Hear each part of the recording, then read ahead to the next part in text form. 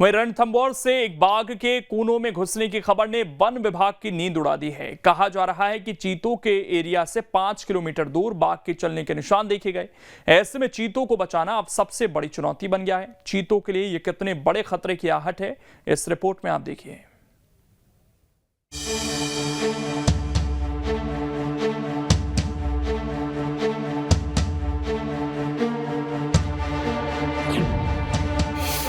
कूनों में रणथंभौर के बाघ की दस्तक।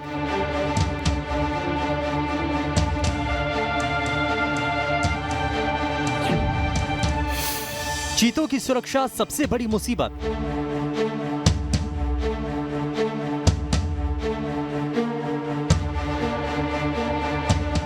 जिस कूनों पर देश और दुनिया की नजर है, उस पार्क में एक बाघ के घुसने से हड़कंप मच गया है।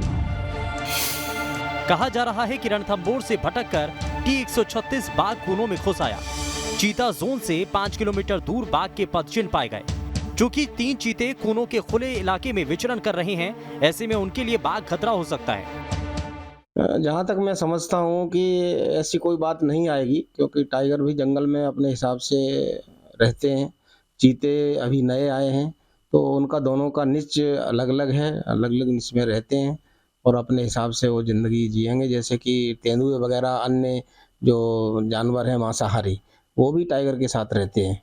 तो इसलिए ऐसा प्रतीत नहीं होता कि टाइगर में या उनमें कोई दखलंदाजी करेंगे। जानकार बताते हैं कि कूनों का एरिया 750 वर्ग किलोमीटर है। एक चीते को 100 वर्ग किलोमीटर की जरूरत होती है। चीते दूर तक विचरण करते हैं। एक चीता बार बार कूनों से बाहर निकल रहा है। ऐसे में बाघ की एंट्री से चीतों को खतरा हो सकता है। चीता तो यहाँ अभी आया है, चीता तो बीच में नहीं थे, अपने देश में नहीं थे, लेकिन तेंदुए तो साथ में ही रहते हैं। जहाँ टाइगर रहते हैं वहाँ तेंदुए काफ़ी संख्या में पाए जाते हैं। कूनों में भी तेंदुए बहुतायत में पाए जाते हैं और रहते आए हैं शुरू से और आज भी हैं। तो ऐसी कोई उनमें आपस में लड़ाई या ऐसा कुछ देखने को तो नहीं मिला है। नहीं, चीता के चूँकि चीता तो नया है अभी, तो अभी ज़्यादा उसका एक्सपीरियंस है नहीं चीता के संबंध में। लेकिन अन्य जानवरों के साथ ऐसा कोई अटैकिंग नहीं होता है। टाइगर भी वहीं रहते हैं और वहाँ अन्य जानवर भी रहते हैं। तो ऐसा कोई अटैक नहीं होता कि हमेशा अटैक करता रहे टाइगर सभी जानवरों पे। हालांकि कूनों में बाघों का आना चकित करने वाली बात नहीं है, क्योंकि बाघों का ये पुराना कॉरिडोर रहा है। श्योपुर से रणथंभौर टाइगर आते जाते रहते हैं। 2012 में T-71 इसी इलाके में दिखा था। इसके बाद 2020 में T-38 इसी रूट से रणथंभौर लौटा था। यानी श्योपुर और रणथंभौर के बीच बाघों की आवाजाही होती रही है। इस बार वो रास्ता भटककर दूसरे इलाकों में भी चले जाते हैं। बाद में वो फिर पुराने ठिकानों पर लौट आते हैं। कूनों में T-136 के मूवमेंट को इसी तौर पर देखा जा रहा है। माना जा रहा है कि वो जल्द ही रणथंभौर लौट जाएगा। ऐसे में चीतों को लेकर चिंता करने वाली बात नहीं है। बावजूद इसके कूनों प्रशासन पूरी तरह मुस्तैद है और चीतों पर पल पल की नजर रख रहा है।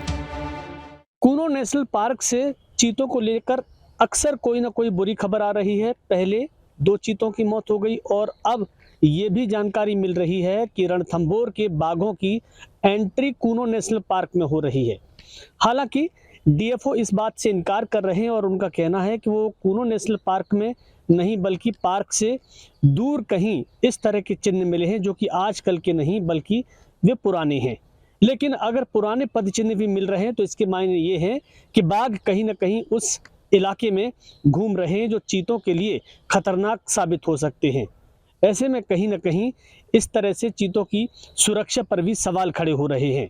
अब जिम्मेदारी केवल वन विभाग की नहीं बल्कि रणथंभौर इलाके के प्रशासनिक अधिकारियों की भी है कि वो कम से कम प्रधानमंत्री नरेंद्र मोदी के ड्रीम प्रोजेक्ट को सफल बनाने में समन्वय स्थापित करें। Vinod Sharma, news state.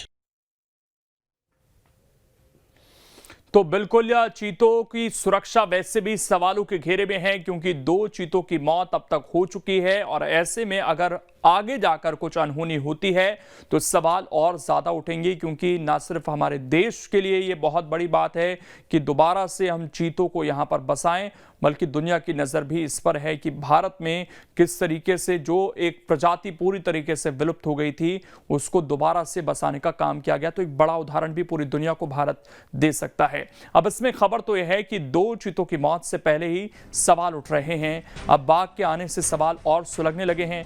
कूनों में 20 चीते लाए गए थे, जिनमें से 2 की मौत हो गई थी। ऐसे में अब पार्क में 18 चीते हैं और 4 शावक हैं। जिनकी सुरक्षा अब सबसे बड़ी चुनौती है।